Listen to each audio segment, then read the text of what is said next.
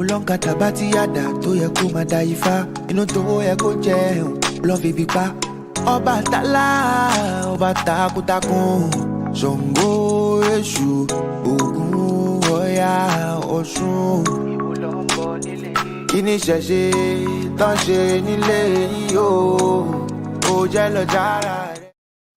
Alafia, peace and power, family. Welcome to another episode of the African Spirituality Experience. I'm your host, Orisha Bami, and we are back this week with another live stream of the War Report, featuring none other than the War Report tag team partner, brother Bdell 1014 in the building. Salute. With you, brother. Salute. How you doing? Like we always do about time. Yes, sir. Right? Yes, sir. Yes, sir. Look. As always, bro, there's always a lot going on. It's always a whole lot for us to pick up with and to digest and to dissect and to get all the way into it, man. So before we do that, shout out to the tribe, shout out to the new channel members, shout out to the new Patreon members, shout out to the new channel subscribers, and appreciate all the love and support to everybody who's been rocking with us. And yeah, man, it's time to get this thing cracking, bro. So War Report, extraterrestrials, pyramids, portals, weather, floods, all kind of stuff going on, man. Where do you see, with your independent research, like what do you feel like is the most important thing that we should be paying attention to right now, as it stands where we at right now with the current global geopolitical state of the globe, bro? Well, we should be preparing for a ecological humanitarian crisis because the big one can happen at any time. And the big one is talking about the earthquake in a certain geographical landmass such as California. Now, we all know that Mount Shasta is also the root chakra of planet Earth. So that's basically the foundational blueprint before the ascension process, before you have the start and the activation of the seven thunders, which is also interfacing with the seven plagues that is also interconnected to your seven tablets of destiny. Because this is what I was talking about as far as like the pole shift. The pole shift starts with you, right?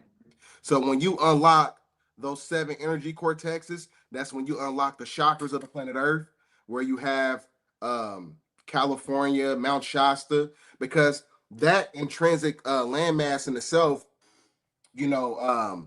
it's very vital, to the Great Reset, because it plays a part for the agenda for 2030, because according to the Sustainable Development Goals, they want to build the first 15-minute smart cities in California. You know what I'm saying? This is what the data centers is all about. Right. It's another way to suck up microscopic waves of energies from people's biological vessels. That's what it's all about. It's basically, trying to manipulate the ascension process, because they're trying to intercept these energies that's coming to the planet and interfacing with the 144,000 of what I call the chosen ones. So as far as like, they're trying to create their own reset before Mother Nature hits the reset button.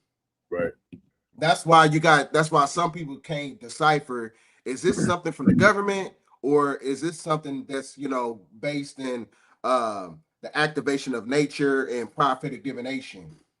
That's the thing, because some things, you just got to pay attention to everything. You got to understand how science works. Just like when I tell people all the time, you got to be able to understand synthetic energy that is cultivated by the simulation and what's really connected to the real world, which is interfacing with nature. So the best way is like you got natural electricity, and then you got electricity that is basically synthetic, that is created by smart dust particles and other arsenic additives that they put inside the atmosphere. So like hypothetically speaking, real electricity comes from the ground, but synthetic electricity actually comes from the sky. So anything, because positive electrical frequencies is activated by way of the energy of the black sun.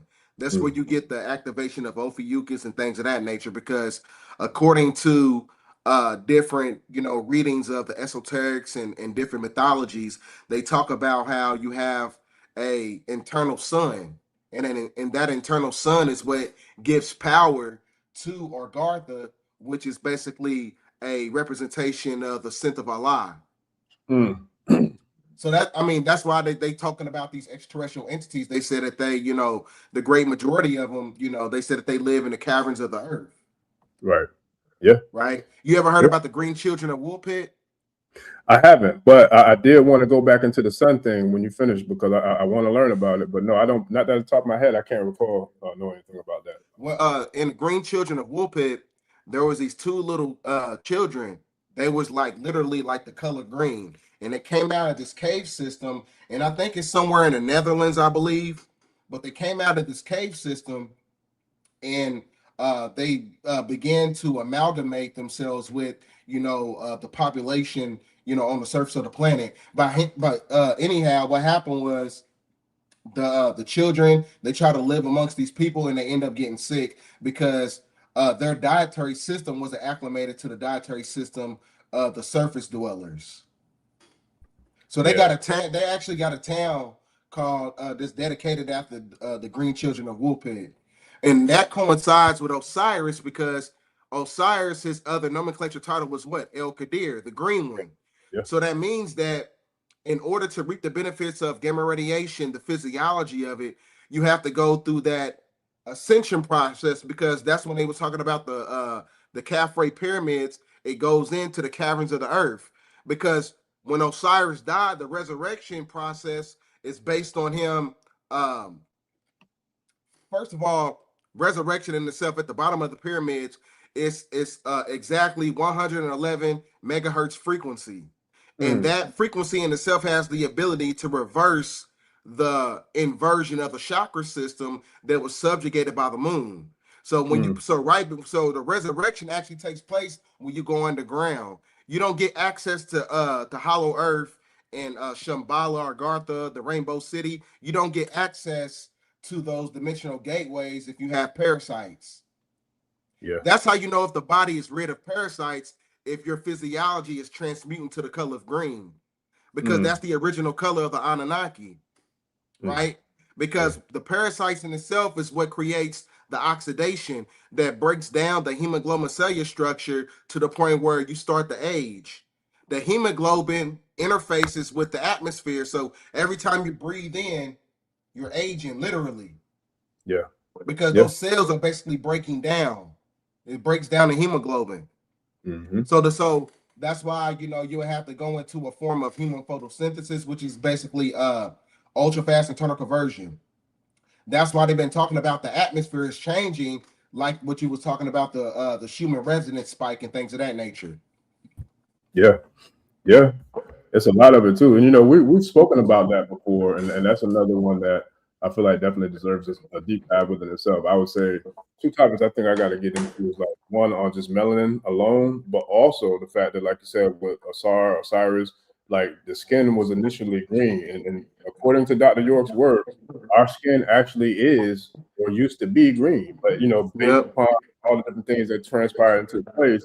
Can you kind of break down, how that all came about, how our skin went from green and then it transitioned into the copper tone in which it is now, and that process of what happened to cause that? Because the copper color tone is a representation of the fall of man. So now this is why you got to go back to the galaxy, the galactic center, which represents the path of the middle way, because the path of the middle way represents the spirit of Melchizedek, to where you reap the benefits of the green Ethereal energy. Because green is the most intrinsic color in the color spectrum, because it's basically interchangeable with white, because it basically absorbs all frequencies, because green is actually a representation of ether, because it basically interfaces with everything in the color spectrum. So green in itself, it represents evolution, and it also represents ascension. So which is why, like I said, we was going into the portals. The heart in itself is a portal. A lot of people don't know that. Yeah. The heart in itself. So just talking about like UFOs, spaceships, and portals, and other dimensional gateways. These is basically connected to the energetic points on your body. Yeah. So like I said, when you tap into mind science technology, you will know that your mind in itself can basically become the mothership. You will know that the heart in itself can basically become a portal, right? Facts. And when the heart in itself interfaces with the mind, that's what creates the tetrahedron of what they call a hexa alpha, where you have the divine feminine and the divine masculine interfacing together within yourself, which creates those neuron fibers, where you had the activation of the corpus callosum, mental ascension, right? Yeah. To where the brain transmutes into the energy of a dove. That represents ascension. Yeah. That's powerful, because there's another gateway too. And shout out to he's an ancestor now, but the work I got to salute the work to Dr. Richard King, which I speak about him. I have spoken about him quite often because he has two very powerful books. One of them is I think it's called The Third Eye or The Mind's Eye. The Eye of Heru. The Eye of Heru, I think, is one of them. And there's another one that he has on melanin. But he speaks about the pituitary gland and that trifecta of the pituitary gland, the pineal gland, and then I don't know if it's the Bartholin gland. No, it's like it's the pituitary gland, the hypothalamus gland, and the pineal gland. There you go. Those three. Those are gateways and portals too. Yeah, especially, you know why? Because I'm gonna tell you why. Because those three mental transmissions interface with the three suns in the Orion star constellation called Utu, Apsu, and Shamash. Yeah. You see what I'm saying? Because that's when you're talking about the red star Kachina and the blue star Kachina interfacing with the yellow sun. Because that trifecta energy in itself is a representation of recalibration, right? Because as far as like what resurrection and recalibration is, you know, it represents 3 points of energy, which represents a 9-degree angle. That's when you get into the sacred geometry of the Freemasonic mathematics. You know what I'm saying? Because all those things basically interface with who we are, you know, as humans on the planet. Because you know, when you go to I think it's it's the Temple of Seti. When you get into ancient Kemetic spirituality, the Temple of Seti was in dedication to Osiris, and that's where it shows you the ontological monolithic structure. It shows you in the L shape, which represents 9-degree angles. So anything that deals with anything of 3, it automatically represents resurrection. Because just like you got 3 states of matter, you got reading, writing, arithmetic, ABC, 1, 2, 3, Father, Son, the Holy Ghost, man, woman, and child. You know what I'm saying? So everything is based upon the frequency of 3, because the 3 is interconnected to the endocrine system, which is the pituitary gland. The pituitary gland. No, the hypothalamus gland, thymus gland, and the thyroid gland. Those are the 3 keys to unlock those 7 energy cortexes, which ties our way back into the 7 thunders. So when you want to resurrect something, it always happens by way of the energy of 3. Yeah.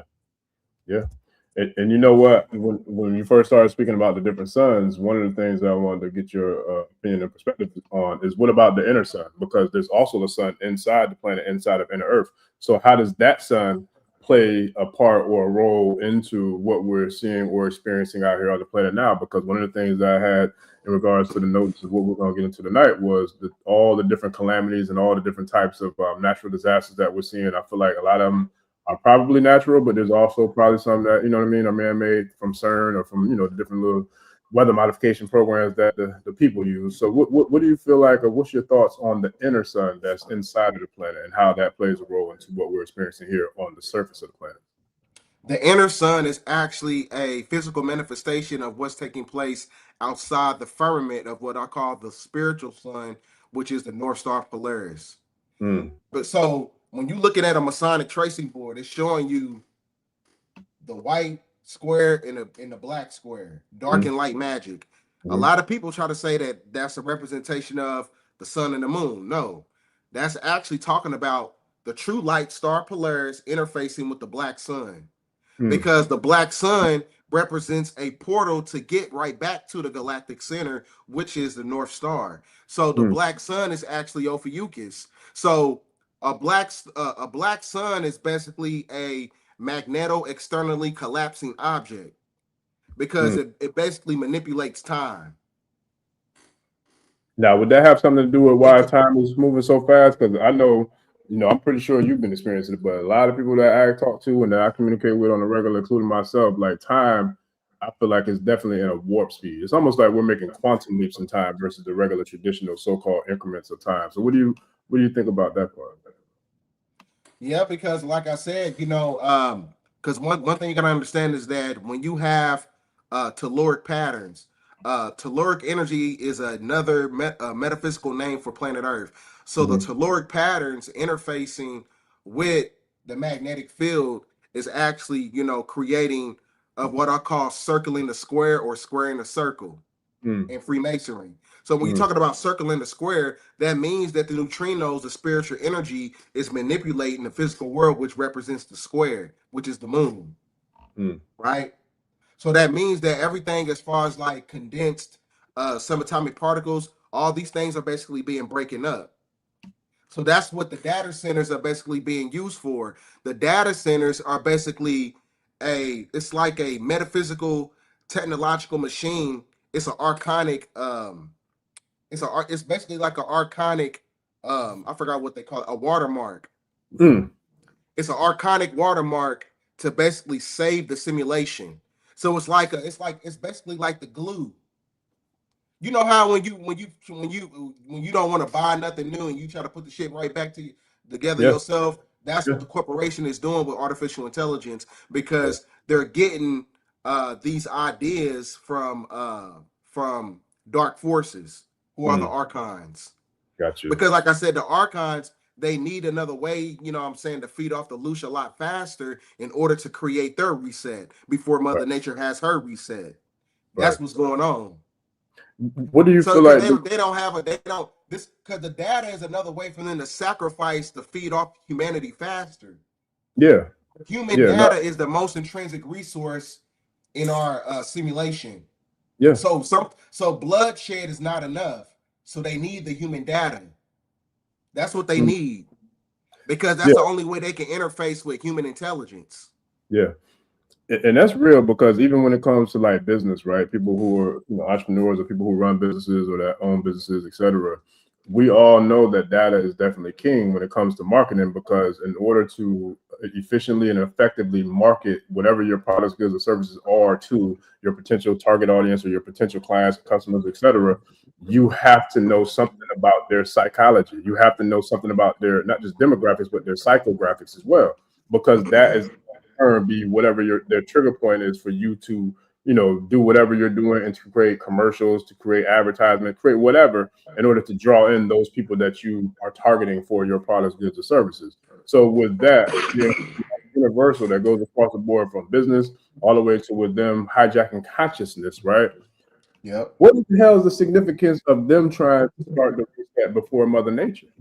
Like, what's the logic behind it? What the inspirations behind them? It's a game. It's a game, because if they do the reset first, they can basically continue this illusion. But Mother Nature does it, like I said, it's basically like a game of chess. Yeah.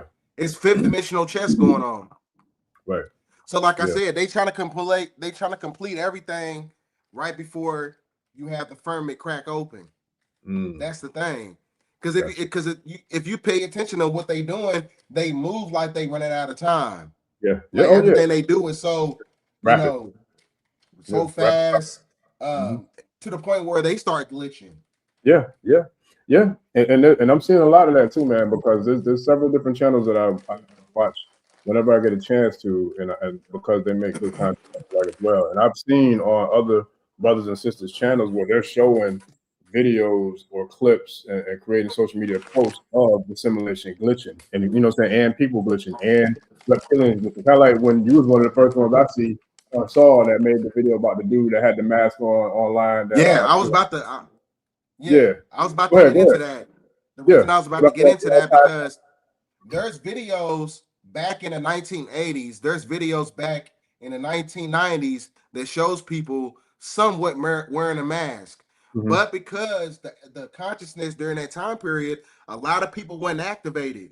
Some of our parents and uncles, a lot of them, they were basically slipped because they were too busy trying to chase the American dream. Motherfuckers, they were too busy trying to, go to college, get the big house, the white picket fence with the dog.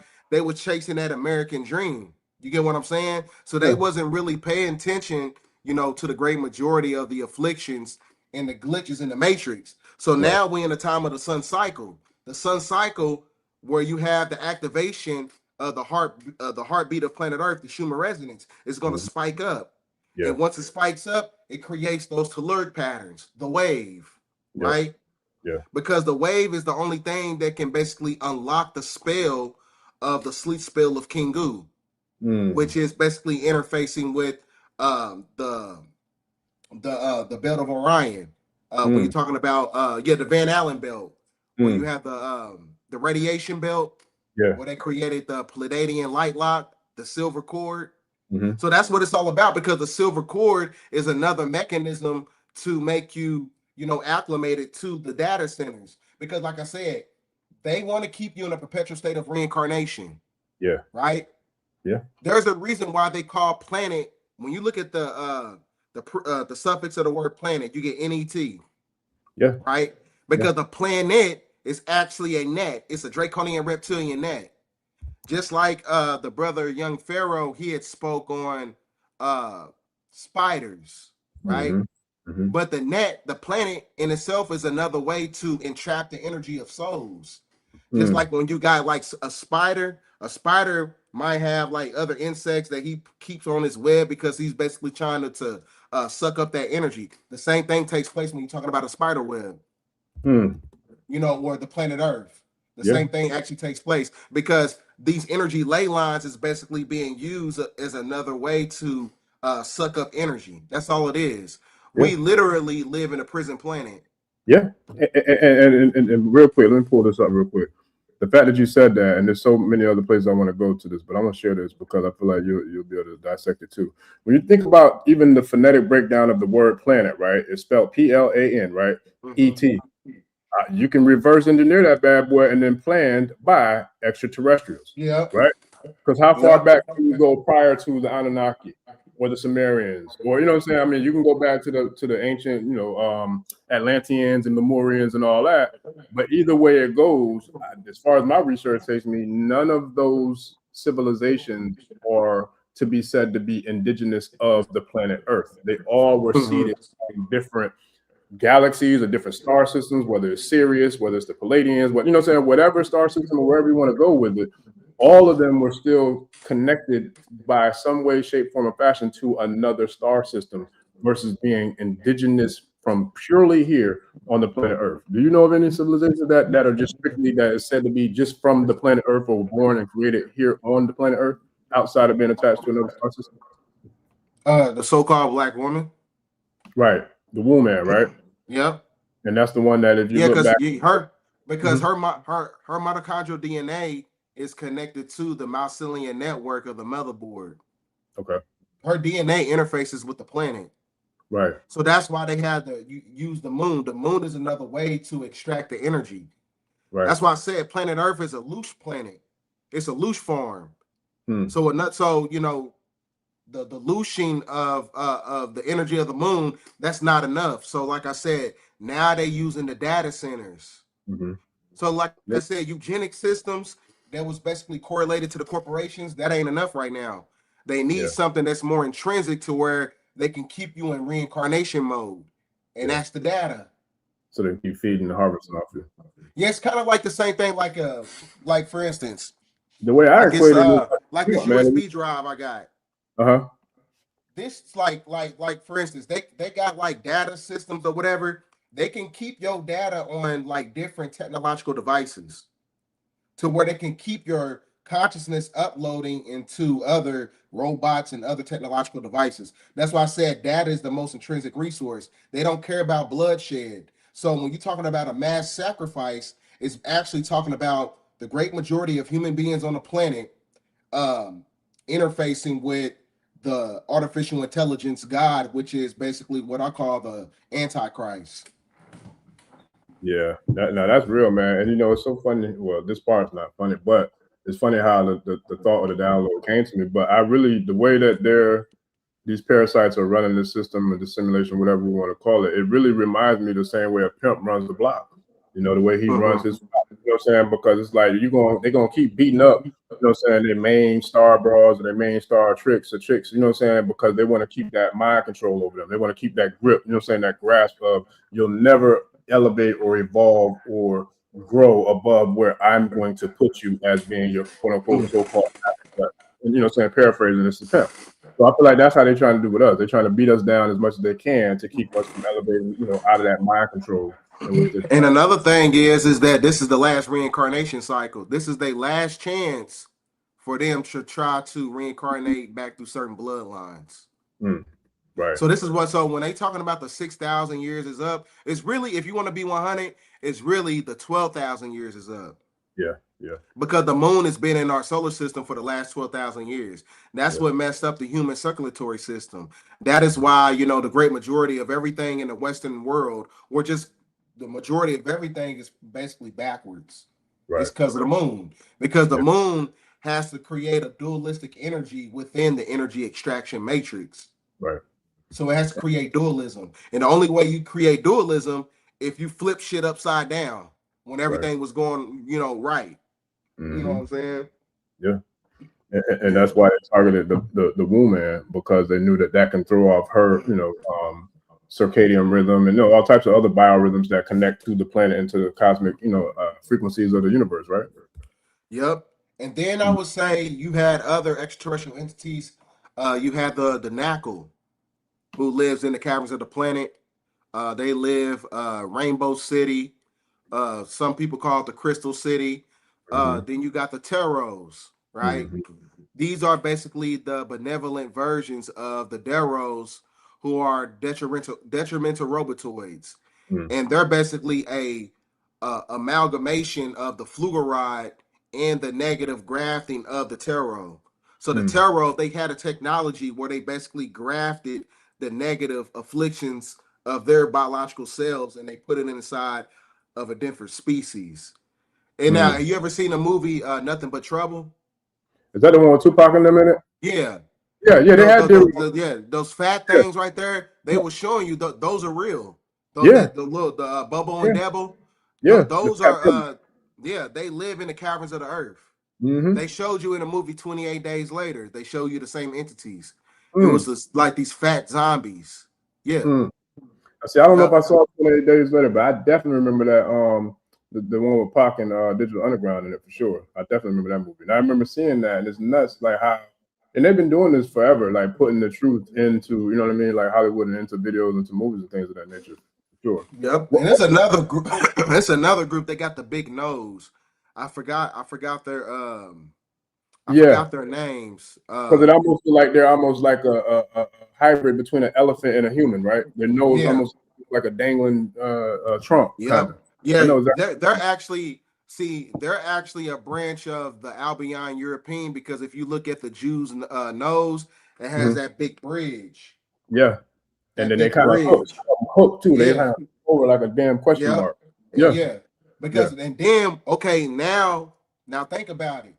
When you was a little kid and you look at all the mythological, the conspiracy witchcraft movies, like you got the witch in the woods with the gingerbread house, they always show you the witches with the big long pointy nose. It's the same nose. Now listen, the perception of art imitates reality. Now you think about all the villains in the cartoons, they always got that same pointy nose, right? And listen, that's a Zionist nose. Bro. They telling you in real time. Yes. Like I said, but a lot of people don't understand. They don't understand, phenotype. They don't understand bloodlines, so they just kind of just write it off as like, they just put the nose just like that for just for shits and giggles. But think about this too, and what you saying that when you said that, all I could think about was the Joker. Think about the Joker. Remember when Danny DeVito played the Joker in Batman? Yeah. And same thing. So and then listen, he lived underground. Remember the Penguin? Yeah. He lived under Gotham City. He lived in the sewer system. Damn sure did, bro. That's so crazy, because last time it was connecting the dots with the Teenage Mutant Ninja Turtles, and then now that's another dot connected, because I forgot about him living underground, but he definitely had that big hook nose though. And then watch the movie Midnight Meat Train. They got those. They got entities underneath New York City. I gotta watch that. Now let me ask you this, because when we were on it earlier, I didn't want to interrupt and cut your wisdom, but I can only imagine. I'm probably not the only person who's thinking this, and I'm sure it might be somebody else in the tribe or in the audience that might be thinking. But now, when we talk about us originating and having green skin from antiquity back, when we go back to Asar or Osiris, that era of existence, on this planet, is there any sort of connection or parallel into the green of our skin and then the green of the skin of the reptilian? No, I wouldn't say that, because a lot of the reptilians, a lot of them are not green. Some of them are actually white, because the white skinned reptilians, it represents hierarchy. Hmm. So And those are ones you gotta scales, right? yeah, you got some that got like scales. You got not scales, but they got like Like the snake. horns. Like they got like horned. Some of them, like the ones that are white, they got horned. A lot of people say that Prince Charles, he's actually the personification of Pindar. Yeah, Who was Pindar? I don't know if I heard that. Pindar is he's actually, it's in within the conspiracy circles. They talk about how that's actually the top Draconian. Yeah. I wouldn't be surprised, because the Mama Damn sure was one. Well, hell, I heard that all that so-called royal family, nothing royal about them, but I mean, heard, if you people just study ontological artifacts, it tells you that there's a serpent race on the planet. right. Okay. They tell you they tell you, like when you look at the cathedrals, right? They got these gargoyle entities. Yeah. It's the same gargoyle that when you look up sleep paralysis is going to show you a gargoyle entity sitting on your chest. But since you can only see about 5% of the electromagnetic spectrum, it's only going to show you a shadowy figure. Right. But that's how they actually look. They look reptilian. They look like a gargoyle. So the great majority of these entities, like I said, when they fell in frequency, that's because 1/3 of the galaxy, they went against the order of Anu and they was casted out. And when they fell in frequency and they was basically entrapped, a lot of people don't understand this concept, but it's kind of like the same thing when you watch the movie The Man Who Fell to Earth. When he fell to Earth, his physiology, his structure changed. So he didn't look like his extraterrestrial self. When he came down, he started to look more human. See, the thing is that in the inception of creation, the archons that was casted out of heaven, they actually look more benevolent. And then when they dropped in frequency, that's when they started to look more reptilian looking. So it almost sounds like a curse type thing. Yeah, it's like a curse.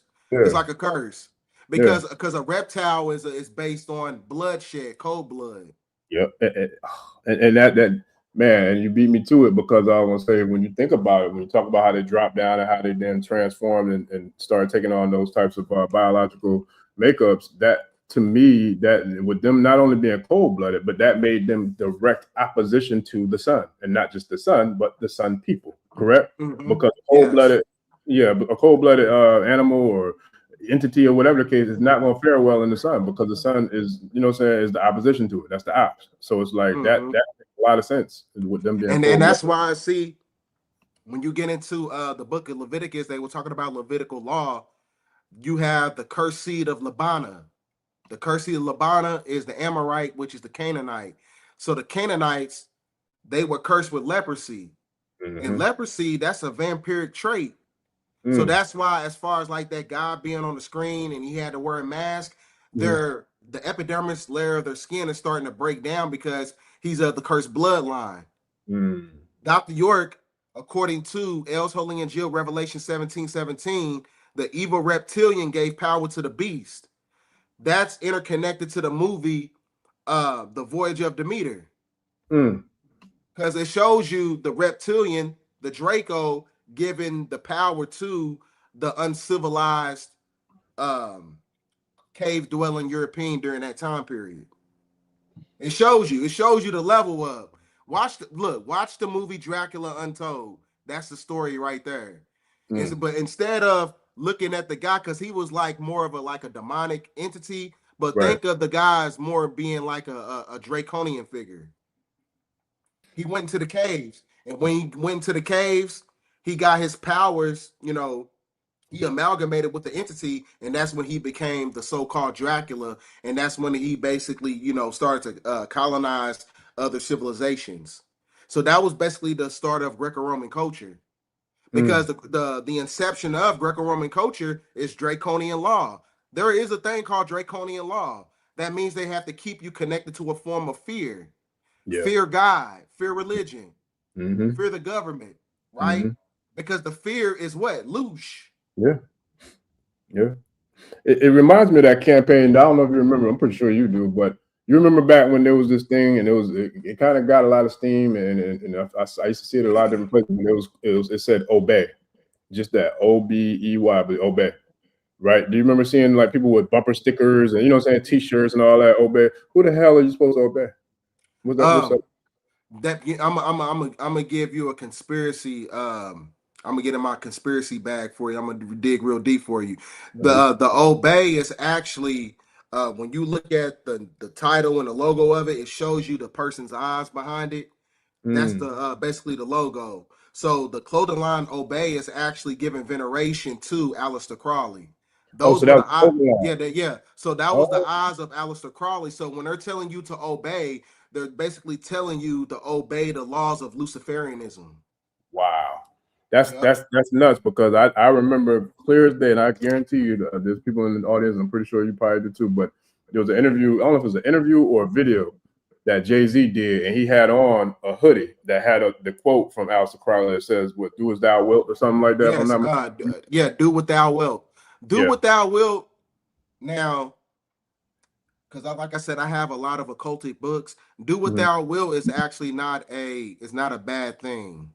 So it's kind of like the same. Do what thou wilt. Just think of that quote. How people look at that quote is how people look at the 48 Laws of Power book, pretty much. Gotcha. Okay. Yeah. Yeah. So do what thou wilt is meaning that it's your in so many words, make yourself the victor in every situation. Pretty much like personal development. I know the 48 Laws of Power is deep, but for me, in my own personal perspective, I've read it a few times. What I gather from it is about, I feel like, a higher level, a higher frequency, higher tiered version of just personal development. You know what I'm saying? Like to do whatever it takes to, you know. So do what thou wilt is basically saying in translation and in hood terms, do what the fuck you want to do and do what the fuck you gotta do to get to the top. Even if you got to step on your own people's neck, even if you got to sell out your people, even if you got to become a pastor and go to seminary school and tell your people that they Hamites when really they the Shemitic people of the Bible and that they ain't came from Atlantis. That's what that is. That's what that basically is. So kind of like the mob type of mentality, or barbarian. You know what I'm saying? Barbarism, like by all means necessary, get to the top, no matter who you got to sacrifice. That's what Jay-Z would do, because what he say, I ain't a businessman, I'm the businessman. Let me handle my business then, because he puts business over relationships. He'll sell out his own people, Dame Dash. He'll sell out his own people, Beanie Siegel. Memphis Bleak. Memphis Bleak still working with him. Oh, he's still right with Bleak? Bleak might be the only person. Bleak he's actually the president of Duce. Oh, so Bleak probably the only person that's still with him there. I know he sure as hell screwed over a lot of other people. That was, you know, part of that movement. That's crazy. Because because he's connected to a coalition. He's connected to a corporation and a coalition that is connected to the crash unit, which is the crash unit is what was it? The community revolution against street hoodlums, and the crash unit is as a part of the LA police force. And Nipsey, he was trying to unify the Crips and the Bloods. Man, you know, and that's the second time. So Rock Nation got him clipped up. That's what I'm pretty much saying. Rock Nation got him pretty much, because Rock Nation is COINTELPRO, CIA. Because his I think she, like, I don't know what her role or her position is, but she's a Spanish chick that he rocked with heavy. I can't remember. Rosa Perez. Yeah. That whole dynamic within itself, you know, speaks volumes of rap. Mm. Yeah, and that's what, you know why? Because the great sea, and that's another thing. It ties all the way back into the extraterrestrial thing, because you got to watch the movie Night Patrol. Night Patrol, it talks about the delineation process between the Crips and the Bloods, but they unify in the movie and they go against the Crash Unit. And the police, they were basically hybrids of humanoid shape-shifting draconian reptilians. Yep. And that's when he tapped into his etheric self. The guy, he turned into the Zulu. He started to walk on the air. He activated his powers. Yep. Wow. You know, that's the second time. I didn't know that part about Nipsey with the unifying the Bloods and the Crips, but I did know he had the Dr. Sebi documentary and a couple other things he was working on that could have made him a target. But this is firsthand accord information too, that I won't reveal the source, but I know it's a very credible source. But I know, based upon some of the relationships that I have with some of the elders, that Pac and Big were actually working together to do the same thing. Like, everybody thinks that they were warring, but really, from what I gather from people who I know for a fact that had internal relationships with both of their families, said that they really wasn't beefing. No matter what the shit showed on, you know what I'm saying, mainstream, they were literally working together to create, you know what I'm saying, a unified front to bring together a lot of the tribes, i.e. the Bloods and the Crips and a lot of other street, you know what I'm saying, ninjas. So it's like, that might have a lot to do with why they both was assassinated, allegedly. It's a dirty game, man. It's a dirty game. It's a dirty, dirty game. So when it comes to the control and all these other elements and aspects that we're seeing and we're dealing with, especially when it comes to the environment, whether it's the water, whether it's the air, whether it's the food, whether it's all the things that the spikes, the jabs, all the other things, where does how can I put it? What is the inception of the 6, 7, and I'm seeing and hearing even more about even up to 8G with these damn Wi-Fi signals and towers and all that stuff? Where does that play a role in the scheme of things with what they got going on? They're trying to activate the nanotechnology within your biological structure, and it's actually called black goo. And what is that? So what happens is it basically breaks down the hemoglobin. It takes over the nervous system. It's basically like what it does is, it's basically, all right, hypothetically speaking, it's like when you have a parasite, it's basically like the black goo is being used as a mechanism for the parasites to Voltron together and to take over the actual physical vessel of the person. So the host in itself actually takes over, literally. Wow. Kind of like the movie Venom. Wow. So a lot of the stuff, as far as like the genetically modified foods, a lot of the psychotropic medicines, a lot of the additives and the arsenic and the atrazine that's inside, you know, recreational smokes and liquor, all that stuff got black goo in it. Wow. Yeah. And you said that they want to infiltrate the bodies with that because that has something to do with pretty much like amalgamate or like bringing all of the parasites together to form. It's basically like putting a blanket over your force field. Just imagine, just like, you know, when Goku, when he's going to activate Super Saiyan, just imagine somebody just throw a big ass blanket over that. That's what that black goo does. It lowers your frequency, it lowers your bandwidth to the point where parasites is able to take over your physiology. And once your frequency is low enough, that's when you get non-corporeal demons, just like in the movie Odd Thomas. Watch the movie Odd Thomas. When a person is about to pass away, you'll see all these non-corporeal shape-shifting entities all over the person. Wow. Because they're feeding off the energy of death. Yeah. Yeah. So that's what the moon does. The moon is basically activating these parasites to the point where it's like a stimulated process. It's just being used as a mechanism to weaken your magnetic field, just so where entities can, you know, infiltrate you. Yeah, and you know what it reminds me of? It reminds me of the heavy dosing of fluoride to calcify the pineal gland. Like that's where when you said that, what they did was like trying to blanket the Goku to turn into Super Saiyan. Literally why the heavy, you know what I'm saying, involvement of fluoride in the water and so many other dynamics to calcify the pineal gland. Because if you have access to it uncalcified, that's when you're a problem. Yeah, because it has chromatic and piezoelectrical properties, and those piezoelectrical properties in itself, like literally, those crystals in the brain that creates like those geometrical energy fields, you can actually like create colors that's beyond the visible light spectrum of everything, because that's how you tap into the fourth and the fifth dimensional world while you still living in the third. You'll be able to like see different colors and shit, like literally. That sounds like what people that be going on trips, like with mushrooms and stuff, be talking about too. I've heard people say things like that. People that like, and you know how you know? Because it's a different, like, I wouldn't say necessarily it's a different color because I've done it before. The colors it's the same colors, but they're a lot more vibrant. Just like your background is green, but that green is gonna be like it's like a green beyond green. It's like a different frequency green. And that's the only green that's gonna stand out in that realm beyond everything else in the physical world.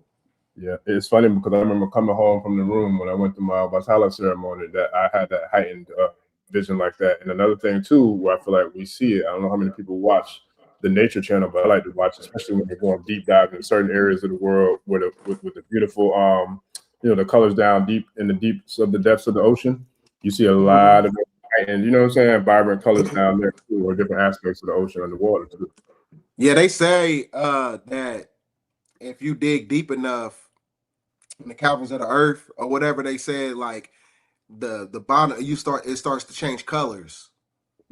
You'll see, like they said, the further you go, they said it like I don't know, I've heard like different stories, but I just heard like sometimes people say they see like a rainbow, or they see like some different colored dirt, like rainbow dirt. But you have to literally be digging like, a hole that gotta be long as a motherfucking year type shit. Right. They said, because they said, I know they said in fact, if you go to Mammoth Cave, Kentucky, and they said if you travel, they said that because they got a lot of plastered fake rocks inside the caves to where it stops you from going to Hollow Earth. But in Mammoth Cave, Kentucky, right in Bowling Green, that is an entryway to get to Hollow Earth. They said if you travel through that cavern system for about 90 days, you can get to Hollow Earth, basically. Yeah. And according to the teachings of Dr. Blair and Dr. York, there's multiple different entryways and gateways that you can get into the inner earth. It's about you having the coordinates and having the inner standing, overstanding, outer standing, understanding to, I guess, find those different types of entryways. Because that's where a lot of the petroglyphs come from. Like, I'm pretty sure anybody who's watched I don't know about, I think maybe Ancient Aliens, and there's another one I can't remember the dude. It's a white dude, older guy that wears glasses, and he has like a maybe 5-6 part series where he goes into the Americas and tries to find a lot of different historical sites that have a lot of deep ancient civilizations tied to it or what have you. But they talk about a lot of these places having the petroglyphs, and the petroglyphs are no different, or they're pretty similar to what hieroglyphs are, in Kemet, but petroglyphs you find inside of mountains. And so I learned a lot about that in Dr. Blair's book, The World Within. He speaks about that. So that's a very powerful book when you want to learn a lot more about these different ways, to inner earth and a lot of other places. And don't get me wrong, I'm not sure, but I believe that the Department of Homeland Security is in Bowling Green also. I'm not sure. I wouldn't be surprised. But I know for a fact I got this book. It's an older book that I had from like when I was in junior and high school. I still got the book, but they say that Bowling Green area is a hub for UFO activity. A lot of crop circles in that area. Wow. So there's got to be some truth to that Mammoth Cave entryway, going to Hollow Earth. Yeah, I believe Gotta be. Yeah, I believe it. The Grand Canyon, I believe underneath the Sphinx or the pyramid complex in Kemet. I think those two are definitely part of some of those different places that have access to the inner earth. There's a lot of different. I think Mount Shasta does too. I wouldn't be surprised. I wouldn't be surprised at all, because that's a heavy volume UFO activity. And then Yellowstone also, because a lot of those thermal pools at Yellowstone are actually interstellar vortex portals and gateways to Hollow Earth. Anything according to the esoterics, whether it's in a state of liquid vapor or it's actually physical, it's actually a blueprint. Whether and it has an accumulation of colors. They said it can be treated as a portal, and it should be used as such. Yep. Wow. Yeah, that's Yeah. If you look at some of the thermal pools, a lot of times it's like it shows you like an orange, greenish, purple, blue color or whatever. Because like I said, because that's correlated to according to Melchizedek Javallo in his book The Ancient Flower of Life, he extrapolates on how rainbows are actually portals. So anything that creates like the visible light spectrum, that color sequence, it can be used as a portal only if it's coming from nature. I ain't talking about somebody throwing a fucking rainbow on a building. Yeah. I'm talking about something that's like natural, like a thermal pool that produces, natural rainbow colors from nature. It can be used as a portal. I believe that because you think about it, even like, and I got a presentation I'm working on now to put together for the tribe. But when you think about even the 7 chakras, all 7 chakras have their own color that they're connected to. But then where it goes deeper is each one of those chakras are also connected to deities. You know what I mean? And so it's like that's a very powerful breakdown. I like that. That's deep because it's definitely when you look at the chakras, they're definitely connected to the color spectrum, and then the color spectrum is connected to the deity spectrum. This is what people should do. They should get the numerical codex of each chakra system and then apply that chakra system as far as like a mathematical sequence or whatever, apply to the pi equation, and then also apply it to your gematria symbol, such as like your name or whatever, because like it can basically foretell something as far as like what's going to be taking place in the future from a numerical point of view. So this is how you can basically escape many different traps in the simulation. Basically, like how some people like when all of a sudden when a celebrity dies or something, it'd be like they died at 76 years old, and then you can go all the way back and all these numbers add up to 76. But that's another way to escape it from a numerical standpoint. It's kind of like you're telegraphing your demise and you're manipulating the simulation because you understand the coding. So take the numerical systems of your chakra system, and then you multiply that by the pi equation, and then you also multiply it by your gematria number. And that number, whatever comes up, that is the number that they use for like ritualistic practices. As far as like, let's just say your number is 56. Like let's just say you didn't know it, but you found out. You would know that anything that adds up to 56 and these numbers or whatever, there's a trap connected to it, to where you're basically sacrificed. Wow, that's deep. Yeah, it's yeah. So it's basically like jumping the gun before they do it, right? Because everybody got, just like when you're in prison, everybody has a number. Everybody in the simulation has a number. Yeah, even when it comes down to those who are born here in the corporation with the social security number, that's no different than a barcode number, a product number. Facts.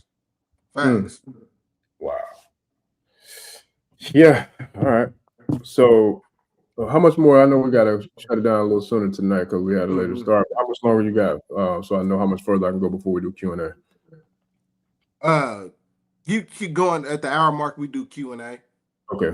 All right. So when it comes to and I took this note earlier because this goes back to something I got working as well. But the 7 thunders, 7 plagues, and then the 7 damn, I can't read my damn brain. But it was, you mentioned some 7s earlier. I know it was the 7 thunders, 7 plagues, and it was something else that I wanted to tie it to. How does that play into the 7 chakras, but also in the 7 principles or the laws of the Kybalion, the book by the 3 initiates? How does that? Because I feel like there's a connection for all those 7s. Excuse me. What's the question again? I got the coughing. Yeah, how the 7s connect with the 7 thunders, the 7 plagues, the 7 chakras? Like, how do all those kind of connect? Because to me, I feel like there's some sort of chemistry or synergy between those 7s, especially those 3 7s, the thunders. Because the 7 represents the energy of the circle of life. Because once it goes through that seculum, that's where crystallization takes place. Mm. So when you're talking about the flower of life, so like hypothetically speaking, and I think in the book of John, they speak of planet Earth being a crystal city. So that means that planet Earth have to go through a state of metamorphosis. But the only way to do that is if humans interface with the star Polaris to create this crown energy of planet Earth, around planet Earth, basically, to where it's able to ascend. So just like how you got a cell that's able to go through a state of metamorphosis, just like when somebody catches malaria. When you catch malaria, it can transmute to single cell. It's a part of the crystallization aspect of it. So what I'm saying is that the firmament, right before you have that great reset, that Phoenix event, that firmament has to break. Before it breaks open, it has to crystallize first. Because the crystallization denotes the fact that you're in a fifth dimensional civilization. So like I said, everything, like as far as like the sky ice and all this stuff that the archons created or whatever. Yeah, you live in a prison planet, but like I said, anything as far as like everything has an upgrading process. Everything has a hierarchical structure. So when you connect right back to the magnetosphere, the fifth dimensional plane, what happens is the planet goes through that crystallization. So the same thing takes place with the planet, but we humans have to interface with that intelligence in order for that crystallization to actually take place in real time. Right. So, like I said, the pole shift cannot happen until you activate. That makes sense because now where does this tie in? Because this is something I don't recall you and I speaking about this, but it came to me today. When we talk about this thing called frequency, right? We all know that with frequency, sound, especially those anybody who's studied or done anything with music, you know, the main seven, you know, saying notes of music. You got 7 colors in the spectrum, rainbow spectrum, so, you know, all these 7s. How does frequency play a role into where we are now? Because I saw something, I can't remember where I saw it, but it was talking about how they manipulating the megahertz, or like the frequency in which the music, or you know, the sounds that are being transmitted are produced or whatever, especially in the music industry. How does the sound frequencies tie into that, this awakening, and for us to kind of really activate, you know, that inner self, that super self? Well, it plays a big part because since everything is pretty much manipulated, such as like everything as far as food and everything, a lot of times when these frequencies in our atmosphere, these EMF wave frequencies, like I said, all they're basically trying to do is invert your chakra system. That's all they doing. They trying to make your chakra system spin counterclockwise. That's all it is. Because when it spins opposite direction, that makes you an open vessel for demonic possession. Hence the music frequencies. When it's playing at 440 megahertz frequency or whatever, I think that's the megahertz at the devil's interval. Like I said, it makes you susceptible to demonic possession. Right. Because those frequencies makes the chakra system spin backwards. That's what it does. Wow. So it's another way. Like I said, when they spin in backwards, it tether connects you to the silver cord, the moon, energy and motion. And so that, that's why I said that represents manipulation of your nervous system too, as well. That's deep, because that makes me think too, and I'm sure I know you've heard of this, but it makes me think too how they put those hidden messages or demonic messages into music, to where if you play a record backwards, you'll hear these, you know, saying demonic messages being kind of played back to you by playing the sound of the music backwards, especially when we had the records back in the day. Yeah, but that's why, man, I was very inconspicuous young man when I was little, but a lot of people don't probably, you know, ain't gonna understand how to remember this, but remember the Bone Thugs and Harmony CD, and they had the passage on the back of the album, and it was backwards or whatever. I remember being like, I was probably like 5 years old, 6 years old, and I knew exactly what that was. I knew it was evil and everything. Yeah. Wow. But I think on the back of the album, I probably was probably about like 7 years old, something like that. But on the back of the Bone Thugs and Harmony album, shows you like this, it's like a seance, and it's backwards, and you got to read it backwards. Wow. That's because crazy. because anything backwards basically interfaces with the spiritual world, but it's the upside down. Just like they said in the movie Stranger Things, the upside down is actually hell. That's why this is why how you really living in hell. Everything is fucking upside down in planet Earth. Yeah. Where the good is bad and the bad is good. Yeah. Where people demonize you for speaking against the government, not Yeah. knowing that the government is the same motherfuckers who killed Jesus. Facts. You get what I'm saying? That's how you know you living in hell, because everything is backwards. Everything is backwards. Yeah, that's But like I facts. said, but now we're in the last reincarnation cycle. Now everything has to go through a restoration process. So that's what you see taking place. Yeah, so let's switch gears real quick, because this is something that we haven't gotten into as of late. We have in the past, but not too much recently.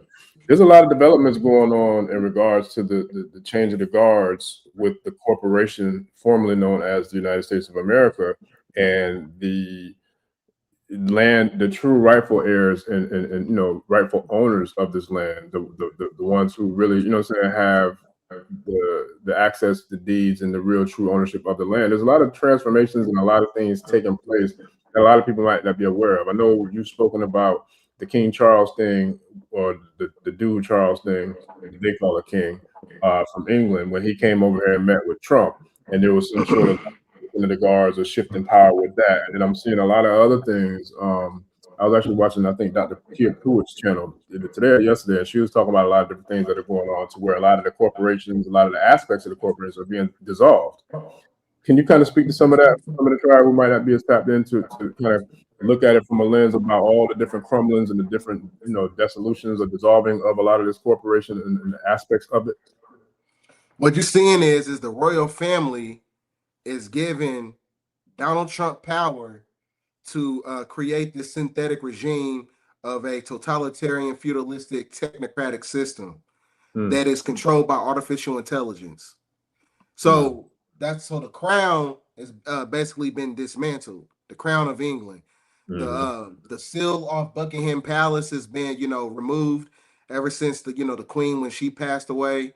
The Pope, we basically got the last Pope. Right now, Pope Leo the 14th, and then and King Charles, and I think the great majority of the titles he stepped down. He removed his title. He removed his title in the beginning of the year, I believe.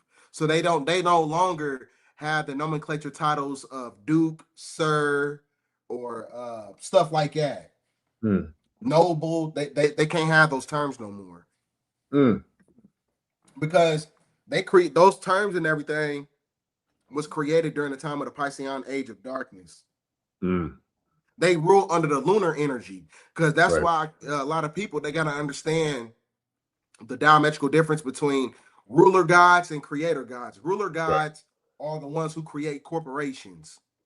Creator gods are the ones who have the ability to live within the energy of nature. They can harmonize with nature. They don't basically monetize and capitalize off nature. Because they interface with the planet, because they're connected by way of their DNA. Why you think they call, when you're talking about the Moors and everything, they talking about nationality.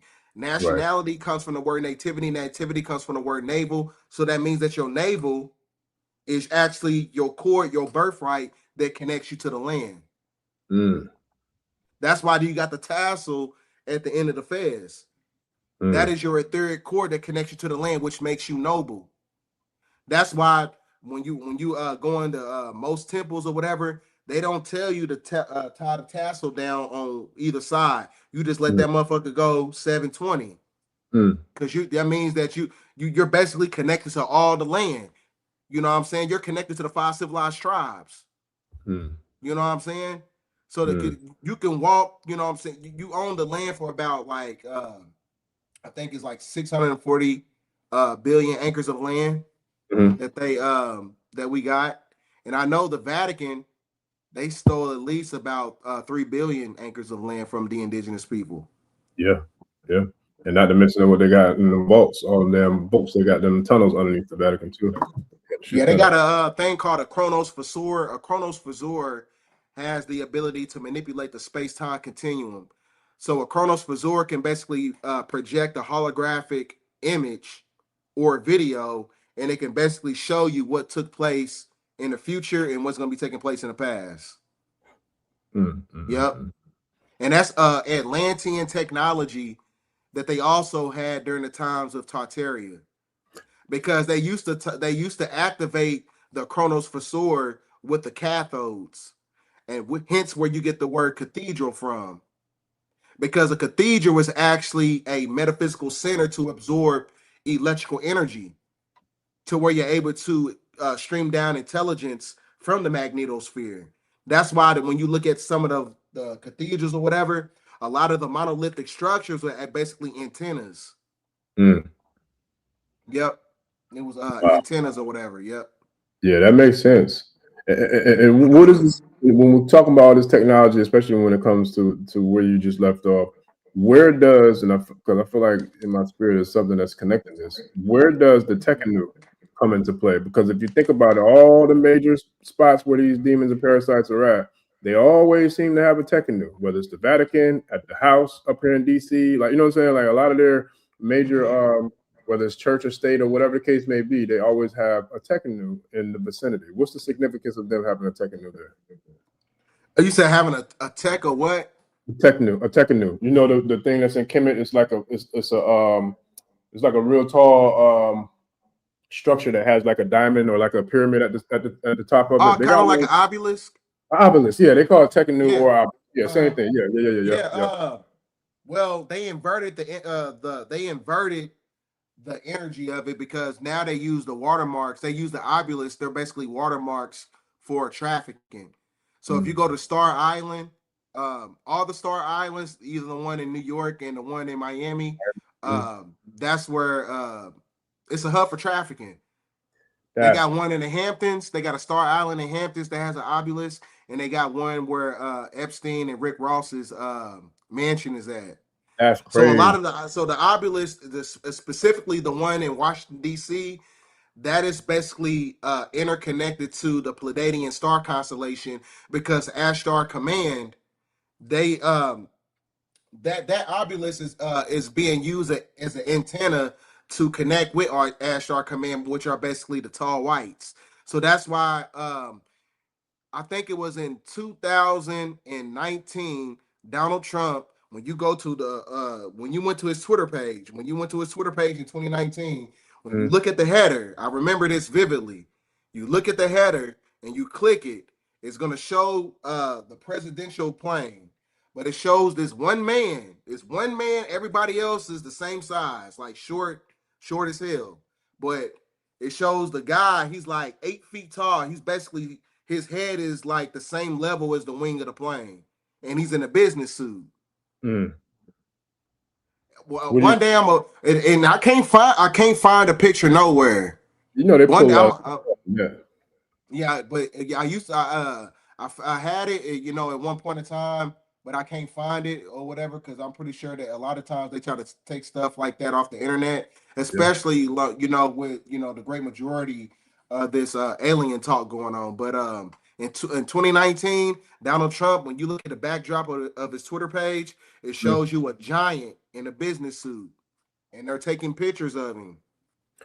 What do you feel like that was symbolism of or for? Because I feel like everything has a reason or a meaning. So what do you feel like that was about or symbolizing? Donald Trump is working with the tall whites. That's what it's basically telling you. I got you. And I told you the tall whites are the ones who work with Ashtar Command. Ashtar Command is a faction of the Pleiadians. Yeah. That's where you think you get the term "beam me up, Scotty." Beam me up, Scotty. That's where it came. It came from Ashtar Command, because Ashtar Command, the original supreme leader, his name was Scotty. Wow. That's nuts. Yeah, I think I went a little bit past the mark, but how much longer you got, so I can hopefully get a few of these questions? I can get like a couple more questions. Right, so I'll do a few from the tribe. I see a lot of comments. I appreciate y'all. burning up them comments, man. It's a whole lot that I wasn't able to get to, but we had to kind of move on a fast track tonight with the show. But I do want to get back to some of the ones I was able to start earlier, so we can get them questions brought to the floor before we get Brother Bdell about this thing. So Arlo Burton 3189 made a comment saying that the Golden Gate Bridge should be watched. I remember you did a presentation when I first started talking about the Golden State Bridge and about how that was tied to something of significance that's going to happen. Because I don't remember if it was the Super Bowl or All-Star game or something, but the Golden State Bridge, the Golden State Bridge, was in that presentation because it was symbolism for something that was to take place. You want to kind of share your thoughts? All right. This is also interconnected to the 1014 ritual, because this whole thing kind of creeped me out myself, because my birthday is actually 1014. So when you go to the past Super Bowl we just had, both of the quarterbacks, one of the quarterbacks, his number was 10, the other one was 14. But the reason there's a significance to this past Super Bowl is because that was a ritual for what is to come that's going to be taking place in California, because the next year's Super Bowl, when you look at the logo of it, it shows you the Golden Gate Bridge. It shows you the Golden Gate Bridge. So it's basically telling you in real time that, there's going to be some type of ecological humanitarian crisis in that geographical area, because, like I said, California is where they want to build the smart cities first. And then you also got earthquake machines underneath California. Yeah. And they keep on pumping the fear of that earthquake hitting California too. I keep hearing more and more about it. So as far as California is the Golden Gate Bridge is that also represents a ritual, because, like I said, the Golden Gate is what they call the Galactic Center, because the Golden Gate is the yellow brick road. The yellow brick road is what takes you back to Oz. Is what takes you back to God, which is the heart chakra. So it's many different ways how you can look at it. You know what I'm saying? But they putting the rituals right in front of your face. Just Pope Leo the 14th. Pope. The last Pope, I think he died, and I think he died at 88. And I think the gematria code for Golden Gate Bridge is 88 as well. I'm not sure, but don't quote me on that. But it's also the next 9/11 event. Hence why Donald Trump, he is president 45 and 47. 4 plus 5 is 9. 4 plus 7 is 11. 9/11. So that means that a 9/11 event is going to happen on his watch through the Golden Gate Bridge ritual. And not to mention, he's the last president. That is a real thing. He is the last president, just like the Pope was the last Pope. So yeah, because he's been the president. I keep telling motherfuckers that, because I said, he got qualified immunity through the continuity of government. He's been in office this whole time, even when you had 2016 first term. You said who? I said that's been since 2016 in his first term, right? Was that his first term in 2016? Yeah, but he was pretty much still in office when Biden was in there, because he was in control of the military. They didn't have control of the military, because if he did, he would have Joe Biden. He would have signed a secular Declaration of Independence on 2020. He would have signed it, but he has no control. And not just that, but according to the files, that wasn't the real Biden anyway, because they say the real one was executed in 2019, if I'm not mistaken, right? No, that was Jim. The great majority of the Bidens that you have been seeing, a lot of times that was Jim Carrey. And what's going on with him? Is he really dead? Because I'm hearing and seeing, I know that whatever that was that they put in that ceremony, or that award ceremony, I think in Paris or in France or whatever, that wasn't Jim Carrey. Nah, more than likely it could have been a look-alike. Like I said, man, they got all types of technology to where they can manipulate, human perception. So, yeah, like I said, the skin mask. We are literally in the last sun cycle. So, like I said, even if it doesn't feel that hot outside, it's the frequencies. Why you think it's so cold right now in the month of May? This is the coldest it's ever been to me. At least. But this is what they trying to do. Heat in itself is another way to activate the dynamos, and the dynamos in itself speeds up the vibration. So they're trying to keep it cold as much as possible on the planet, because heat is what basically creates, a spontaneous combustion. Activation. You know what I'm saying? So activated. So they, but like I said, the frequencies that's coming here, they can't manipulate it, but they can manipulate the climate. But Shout out to Fayazimi. Fayazimi says, "What do you think about the volcano and the meteor that flashed green in the Philippines?" I didn't see that. Did you see anything about that? Yeah. And first of all, people got to understand and get into cosmology and astronomy a lot more because first of all, meteorites ain't green. They don't have that green gamma radiation streak at the end of it. Usually white, right? So that was something else. Anything that produces the color green, is an intelligence. So it's an intelligence. Whether if it is a rock, like some debris or something, it was extracted from something that's way beyond the modalities of planet Earth. Right. You know what I'm saying? So like I said, a lot of times when these debris and everything, the asteroids and meteorites or whatever, when they extract, from the Van Allen belt, a lot of times it's like I said, it's just another way to upgrade the planet. But they are extraterrestrial entities, just like Robert Townsend when he made the movie Meteor Man. Yeah. Same thing. Let's see. This is earlier. Shout out to Shakito. So, how do we honor the moon here? I think you meant how did they move the moon here? Because I think I saw another comment with that. I think that question was initially how did they move the moon here? I think we might have covered that before. They towed it here. They put that motherfucker on a U-Haul and brought it over here. Yeah, pretty much on everything. I'm for real. They moved it over here. Yeah, it was. I thought it was like a craft though that pulled it into the atmosphere though, right? Wasn't it some sort of draconian craft? Because they're nomads. They don't have a homeland. Just like how you have the Ashkenazi Jew who doesn't have a homeland. You got certain species of draconian reptilians. They don't have a homeland. They've been kicked out of everywhere. But the moon, according to Credo Mutwa, when you get into Zulu mythology, the moon was told into our solar system because in the inception of time, it wasn't no sun or a moon either. He speaks about that. It was only like rainy. It was only like rainy skies. It was only like rainy skies because that was another way to produce a form of like intrinsic vegetation. So it didn't really need too much of light because it was interfacing with the true spiritual sun, the North Star Polaris during that time period. And then when you had the shifting of the precessional circle, when it shifted to the Alpha Draconis star system, that's when the Alpha Draconis, they brought the moon into our solar system to help them interface with their planet. Wow.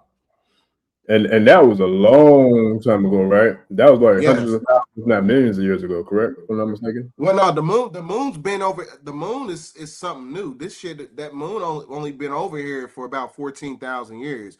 But you do have, about 12,000 years.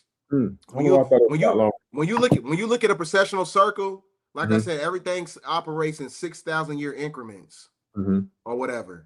As far as like power and civilizations and things of that nature. But in the inception of time, it shows you the first sun cycle. Then you had a moon cycle. Now you're in the last sun cycle. Okay. And I think you have different forms of precessionals or whatever because because the planet Earth in itself is older than 24,000 years. Billions of years old. Because if I'm not mistaken, it is about 24,000 year cycles, right? If I'm not mistaken.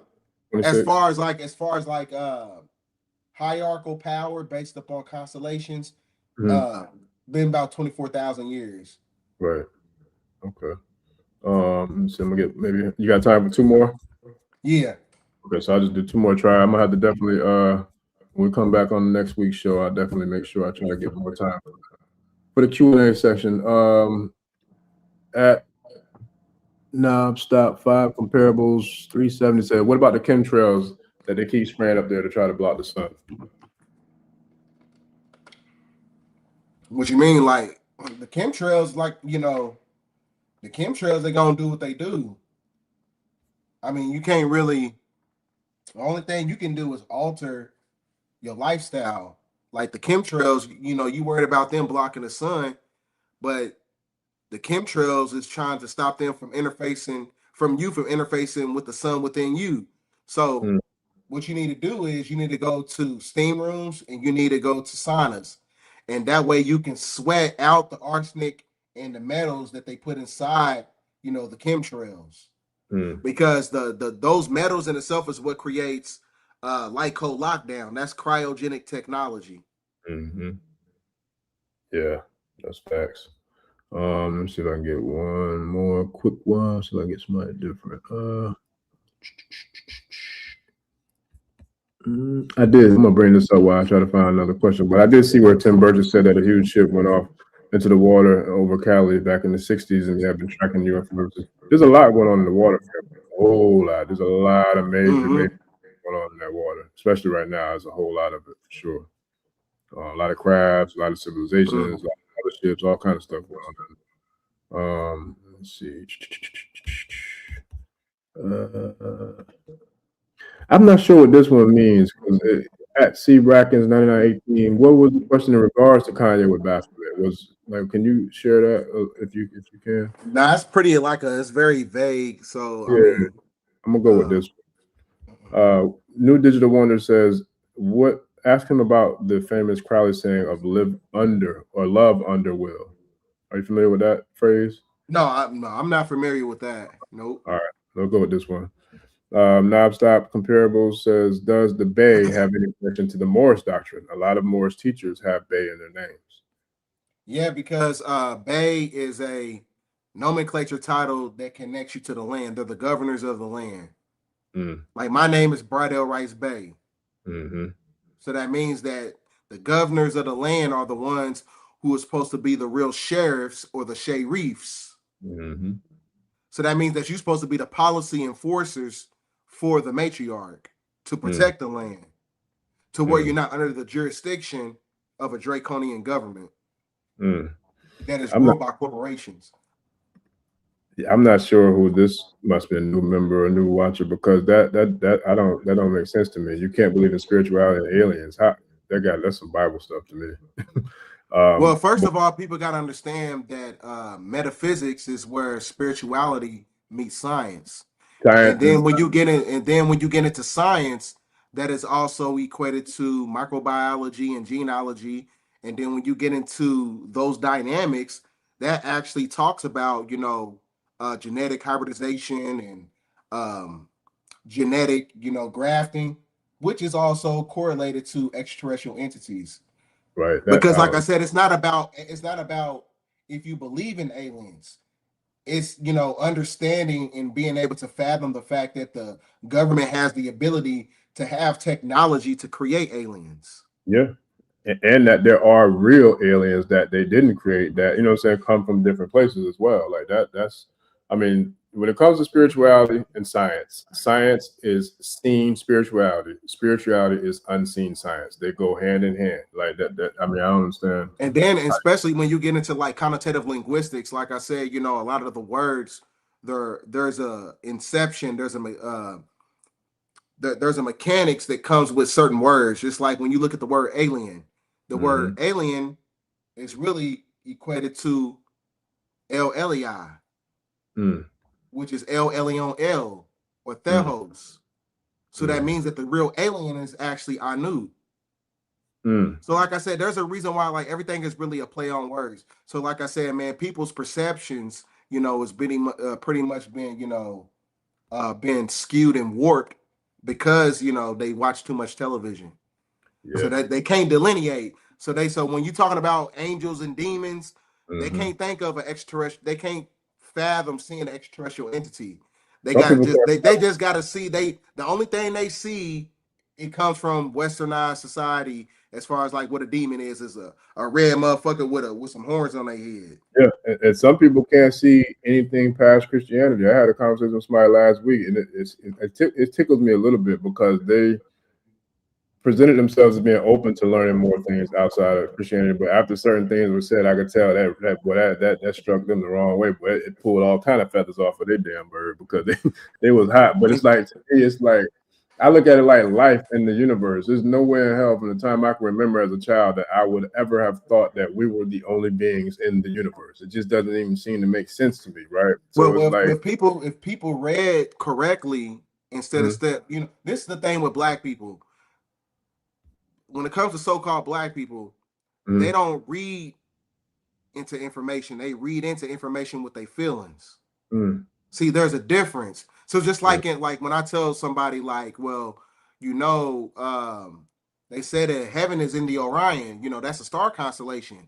That's the fifth dimension, right? What they speak of, and they say that they got a trinary star system and things of that nature.